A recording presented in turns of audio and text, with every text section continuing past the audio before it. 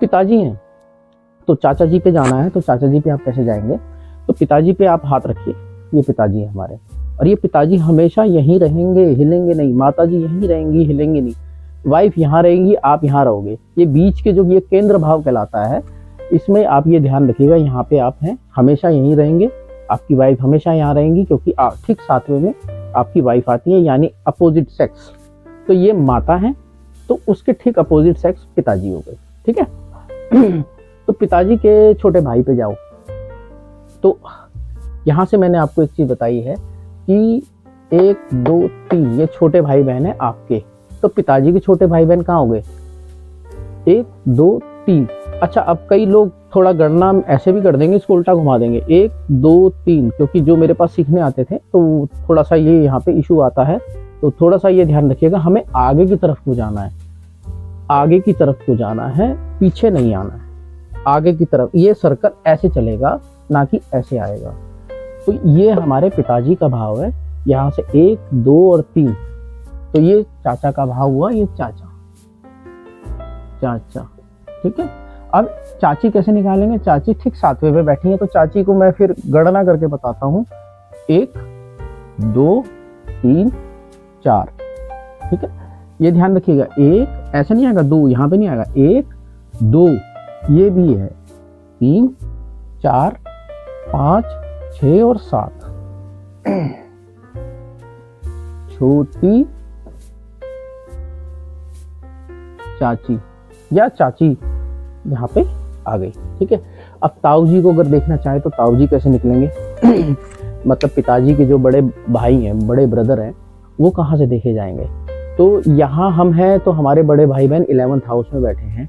तो वैसे ही हम यहाँ पे जो पिताजी हैं, इनसे 11वां भाव देखेंगे आगे, तो इनके बड़े भाई निकलेंगे। आइए, 1 2 3 4 5 6 7 8 9 10 और 11। देखिए, ये हमारे ताऊ जी, ठीक है, ये ताऊ जी का हाउस निकल आया। देखिए, हमने कोई ज़्यादा दिमाग नहीं लड़ाया, हमने सिर्फ यहाँ से देखा तो यहाँ 7 आया, 8 9 10 11। अच्छा, ऐसे भी कर सकते हैं, अगर ऐसे ना करें तो ठीक सामने 7 होता है, ठीक है, 8 9 10 और 11, ठीक है। अच्छा, अगर हम ताई जी को बोलें कि ताई जी को आप देखो कि कैसे आप देख सकते हो ताई जी कहाँ है, तो ताई जी ठीक उसके सामने, ठीक 7th हाउस पे, 1 2। अब देखिए, यहाँ पे भी कई लोग यहाँ जाएंगे, यहाँ नहीं जाना, आपको आगे की तरफ जाना। 1 2 3 4 5 6 7, ये ताई जी है, ठीक है, आपकी ताई जी। तो कितना इजी हुआ, आपने पूरी फैमिली का सारा विवरण निकाल दिया कि कौन कौन कहाँ पे है। चलो, अब वाइफ के बारे में अगर हम जाने कि वाइफ के फैमिली के बारे में जानना चाहें, तो हम वाइफ की फैमिली के बारे में भी, चाहे शादी से पहले आप निकाल लो, उसमें कोई दिक्कत नहीं है। तो आप यहाँ से पूरा विवरण देख सकते हैं कि कैसे आप वाइफ के माता पिता को निकालेंगे। वाइफ यहाँ पे है, ठीक है, आपकी माता जी कहाँ है? 1 2 3 4, क्योंकि आप यहाँ पे हो, ठीक है। तो माता यहाँ है 4th हाउस में, तो वाइफ यहाँ है, तो वाइफ की माता कहाँ हुई? 1 2 3 एंड 4, यानी बेसिकली ये इनका सासू माता जी हो गई, ठीक है, इनके लिए ये सासू माता जी हो गई, ये वाइफ की माता जी हैं यहाँ पे। और ठीक उनके 7वें में ससुर जी हो गए, ठीक सामने ससुर जी हो गए, ठीक है।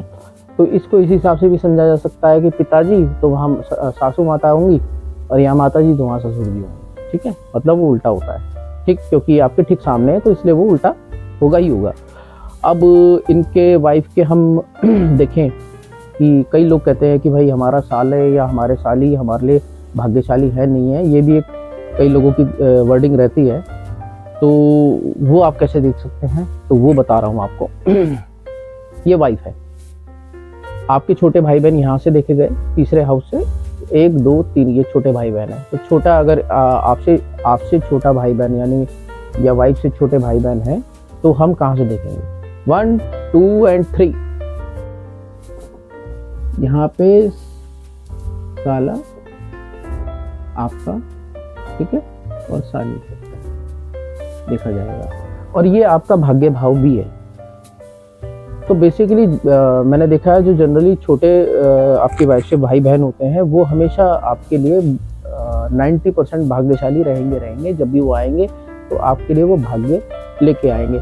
लेकिन according to your charts and planets की पोजीशन वो देखनी पड़ेगी। छोटा साला साली। हाँ, छोटे, ये छोटे साले छोटे होंगे, ठीक है।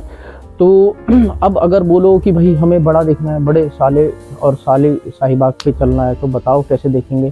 तो हमें क्या करना है, मैंने फिर बताया, आप अपने आप को देखो और अपने बड़े भाई बहन को देखो, ठीक है, क्योंकि आप यहाँ पे हो।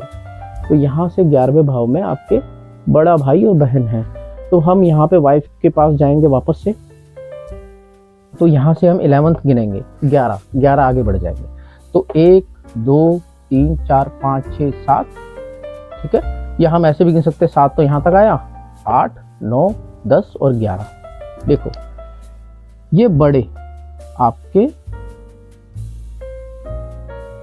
साले और साली साहिबा हो गए, ठीक है। तो ये आपके बड़े साले और साली साहिबा हो गई। तो अब इस पूरे चार्ट में देखिए कि हमने कैसे सभी को आपको बखान करा कि कैसे आप अपने पूरी फैमिली के, अगर आप किसी को निकालना चाहते हैं फैमिली में, तो मायके साइड के हों या ससुराल पक्ष के हों या पुराने किसी भी उसके हों, तो हम कहाँ से उस चीज़ को देख सकते हैं। अच्छा, अब एक पुराने में मैंने जब पुराना वर्ड निकाला है तो कई लोगों का प्रश्न है, आपने दादा दादी तो बताया नहीं, तो मैं उसके बारे में बता देता हूँ। बहुत कोई मुश्किल नहीं है। दादा दादी का मतलब क्या हुआ, आपके पिताजी यहाँ है, ठीक है, पिताजी यहाँ है ना, तो पिताजी से ठीक 10वें भाव में, यानी आपसे 10वें भाव में पिताजी हैं, तो इन पिताजी से 10वें भाव में आपके दादाजी होंगे। मुझे तो पता है 10वां भाव कहाँ है, लेकिन मैं आपको गिन के बता देता हूँ। यहाँ से ठीक 7 हो गया, 8 9 10, ये देखिए दादा, ठीक है। और दादी ठीक सामने हो गई, बिल्कुल सामने, इसमें सोचने की जरूरत है। ठीक 7वें भाव में दादी, यहाँ पे दादा, यहाँ पे दादी। अच्छा, अब बोलो परदादा निकालने हैं, यानी इनके भी पिताजी निकालने हैं, निकाल देते हैं। ये दादा को पकड़ो, आपने दादा को पकड़ा, यहाँ से ठीक 10वां भाव देखो कौन सा आ रहा है, वो परदादा होगा। तो यहाँ से ठीक 7वां भाव ये है, 8 9 10, ये परदादा का हो गया, परदादा, ठीक है, परदादी। देखिए कितना लंबा अच्छा रिलेशन, हमने एक बड़ा दूर का रिलेशन निकाल दिया। तो ये फार्मूला है, ये फार्मूला बेसिकली ये वैदिक ज्योतिष का फार्मूला है। मुझे किसी ने सिखाया नहीं, ये फार्मूला मैंने खुद इजाद करा है। लेकिन आप लोग बताइए, ये फार्मूला मैंने जो लगाया ये ठीक है कि नहीं है। ये मैंने स्वयं बनाया है ताकि लोग इजी वे में इसको समझ पाए और इस पर तत्पर हो पाए। और जो लोग ये कहते हैं ना कि दादा दादी नाना नानी का आशीर्वाद हमारे स्वयं सर पर रहता है, तो आप देख भी सकते हैं, ये आप हो। यहाँ पे देखिए, दादा नाना और नानी दादी ये सब आ रहे हैं लगन चार्ट पे ही। तो इनका आशीर्वाद, हमारे पितरों का आशीर्वाद भी हमारे सर पर रहता है, जैसा कि आप देख पा रहे हैं। तो इनका प्रभाव भगवानों से भी ऊपर रहता है। ये आगे कभी और चर्चा करेंगे किसी और वीडियो में, लेकिन ये अभी हमारा अध्याय 2 जो है वो आपको थोड़ा सा ध्यान देना है स्टार्टिंग में। अगर इसमें कहीं पे भी आपको कोई इशू लगे तो आप समझिएगा। यहाँ पे मैं एक छोटा सा चीज ऐड कर रहा हूँ, मेरे से रह गया। यहाँ पे विदेश यात्रा भी आती है, विदेश यात्रा और जेल यात्रा। 12th हाउस हमारे जेल यात्रा का भी होता है। ये शमशान भूमि का होता है, इसको हम शमशान भूमि भी बोलते हैं। बाकी ये नोट डाउन कर लीजिए, अभी ये घबराइए मत मैंने शमशान भूमि क्यों लिखा। ये सब आगे को जब हम कोई जन्म पत्रिका देखेंगे किसी की जो हमारे पास आएगी या किसी को कोई इशू होगा, वो भी मैं डिस्कस करूंगा। फिर ये बताऊंगा कि ये जो आपको बताया गया पूरा विवरण है, ये उस जन्म पत्रिका में आप कैसे उतार सकते हो। तो जब तक आपको ये चीज़ नहीं आएगी तब तक आपको कोई भी चीज़ आप जन्म पत्रिका नहीं देख सकते। लेकिन इसमें मैं ये नहीं कह रहा कि आप दादा दादी नाना नानी का इतना, ये दादा दादी नाना नानी आपको जिस तरीके से आपको समझना है, बस आपको अपने मतलब दिमाग में नहीं बिठाना, समझना है कि आप यहाँ हो, आपकी वाइफ यहाँ है, आपकी माताजी यहाँ है, पिताजी यहाँ है, इन चारों को याद रखना है। बाकी आप सबका निकाल लोगे, आप किसी का भी निकाल सकते हो, ठीक है ना। तो ये मुझे भी याद नहीं है कि मेरी मामी कहाँ है, मामा कहाँ है, पर अगर आपसे कोई प्रश्न करने आता है तब हम यही फार्मूला अपनाते हैं। पर हम ये फार्मूला इतना लंबे तरीके से नहीं अपनाते, हम अपने दिमाग में ही गणना करके इसको सॉर्ट आउट कर लेते हैं और फिर लोगों को बताते हैं। तो कुछ चीज़ें और ऐड कर देते हैं, जो रह गया है वो मैं ऐड कर देता हूँ, तो वो भी बताना ज़रूरी है, जो कुछ चीज़ें छूट गई हैं। जैसे कि आप देख पा रहे होंगे कि ये हमारा जो मैंने आपको बताया कि पराक्रम का हाउस है, लेकिन ये एक काम और करता है, ये छोटी यात्राएं देता है, छोटी यात्राएं, ठीक है। और उसी प्रकार ठीक उसके सामने जो भाग्य भाव है वो हमें मीडियम यात्राएं देता है। ये मीडियम यात्राएं देता है, यानी जो ट्रैवलिंग का है काम, जो ट्रैवल करते हैं वो मीडियम यात्राएं देता है। और 12th हाउस जो है हमारा, जो खर्चे का है, जो मैंने आपको बताया था, वो हमें बड़ी यात्राएं देता है, जैसे कि विदेश यात्रा, जो कि मैंने यहाँ पे लिखा भी हुआ है। तो जब 3, 9 और 12 का संबंध बनता है,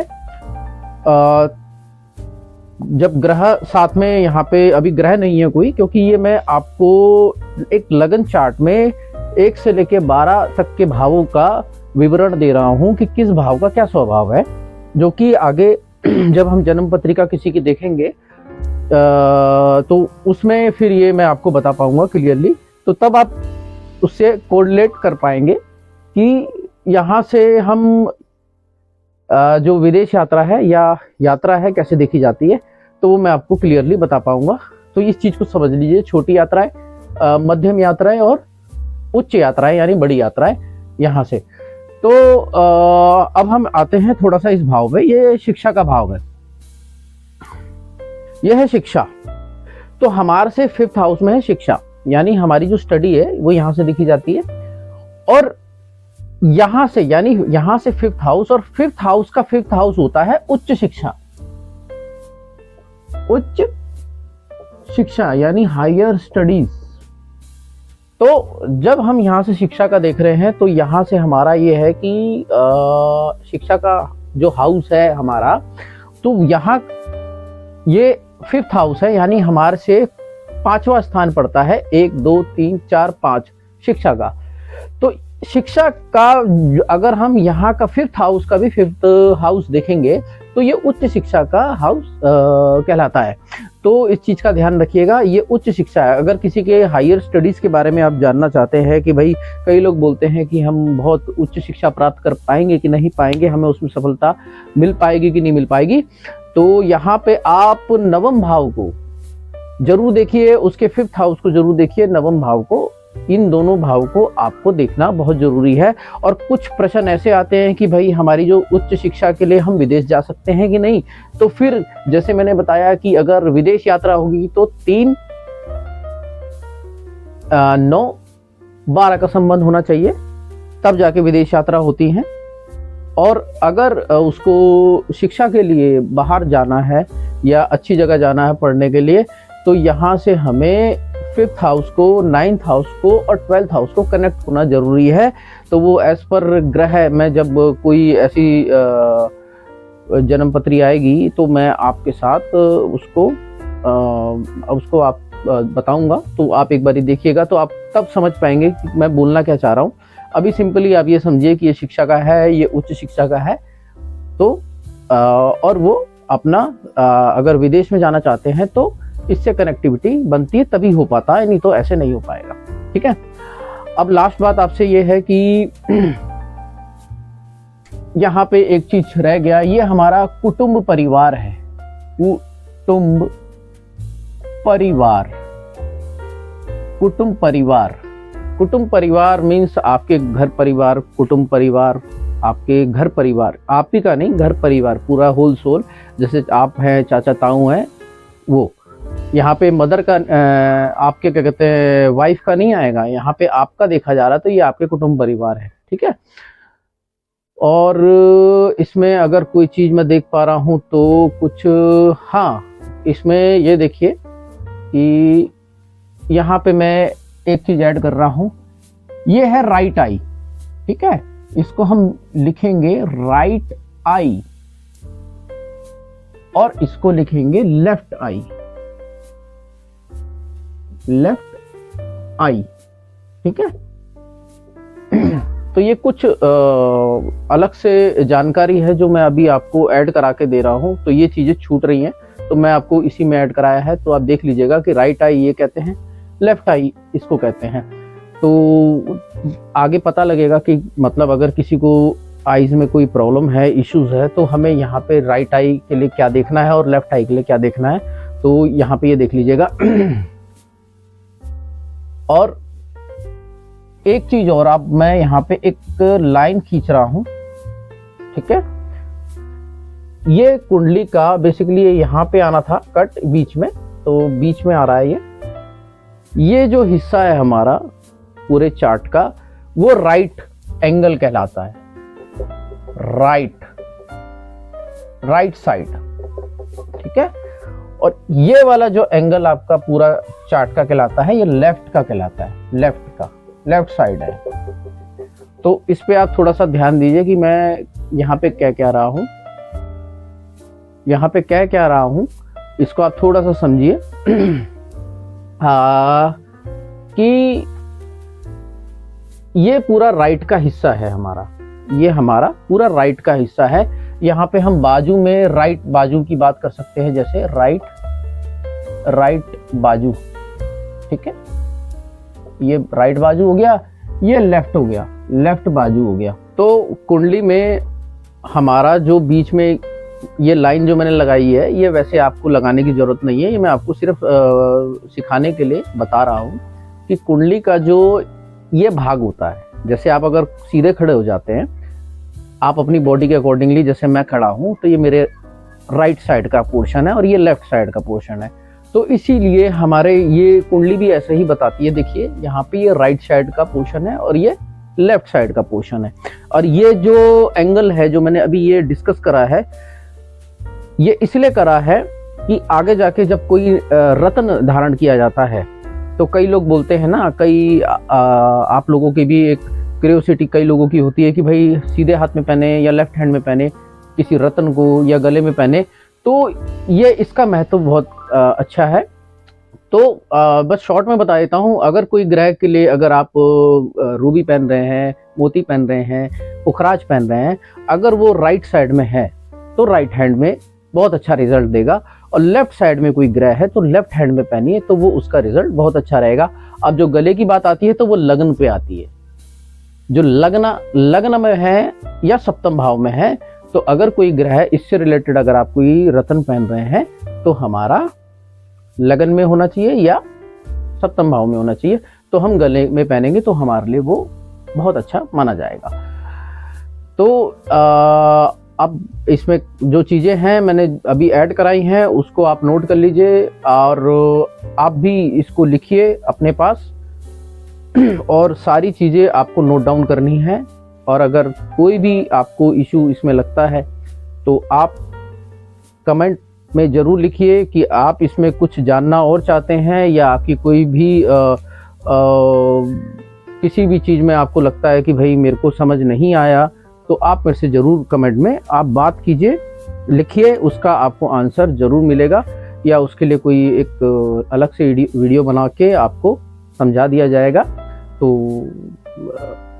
आप इसका स्क्रीनशॉट भी ले सकते हैं, और जो जैसे मैंने बताया आप उसको खुद भी फॉलो करें। जैसे मैंने सिर्फ बीच में आप यहाँ पे स्वयं लिखिए, वाइफ लिखिए, माता लिखिए, पिता लिखिए। फिर उस हिसाब से आप सभी लोगों को बिठाइए। तो जब आप खुद करके देखेंगे, और ये बहुत इजी चीज़ है, बस ये है कि थोड़ा सा इसमें थोड़ी सी चीज़ें जाननी है, जैसे ये धन भाव, पराक्रम, मैं सिंपल एक एक वर्ड ही बोल रहा हूँ। भूमि, भवन, वाहन, माता, बड़े भाई, साली, ये तो बात की बात है। यहाँ पे शिक्षा और बच्चे, आप देखो कि शिक्षा और बच्चे, आपके बच्चे, और पेट, शत्रु, रोग, कर्जा, इतना ही आप इसको रखिए। विवाह स्थान है आपका, आयु और मृत्यु। अच्छा, ये एक आप देखिए धीरे धीरे याद आ रहा है, तो मैं भी आपको बता रहा हूँ कि ये हमारा एक तरीके से रिसर्च का भाव है।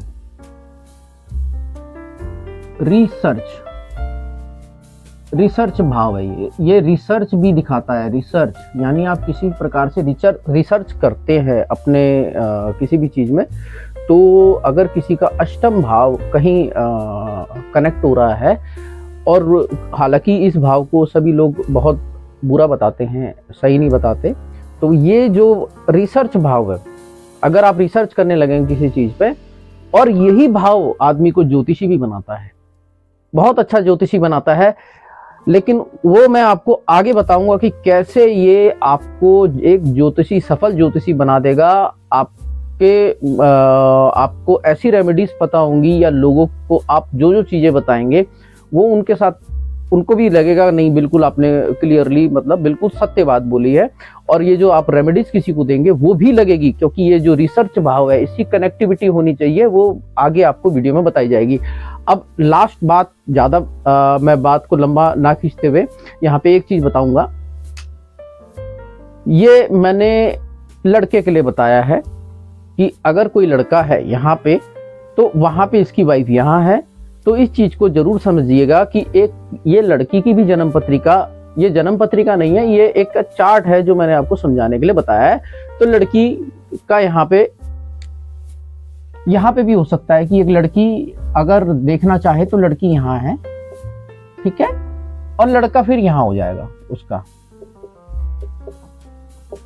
ये लड़की है यहाँ पे, ठीक है, ये लड़की है, अगर वो देखेगी तो वो यहाँ पे है, बाकी सब कुछ सेम एज इट इज चलेगा। बस ये चीजें उसकी जो ये देखेंगे तो लड़की अपना हिसाब से सारा कुछ देखेगी। तो ये लड़के के हिसाब से मैंने अभी आपको समझाया था। तो लड़की अगर यहाँ पे अपना अगर वो देखना चाहते हैं तो यहाँ से बैठा के वो अपना पूरा इस चीज को देख सकते हैं, ठीक है। अभी आपको ग्रहों के बारे में बताया जाएगा आगे वाली वीडियो में, जो कि अध्याय 3 में आएगा। आप उसको बिल्कुल मिस मत कीजिएगा। उससे और इससे जब तक आपकी मतलब पूरी तरह कहते हैं ना कि एक दोनों संयुक्त नहीं हो जाते, तो आपको अभी ये भी क्लियर नहीं हो पाएगा, ना वो क्लियर हो पाएगा। तो मिलते हैं आपसे नेक्स्ट वीडियो में। कमेंट जरूर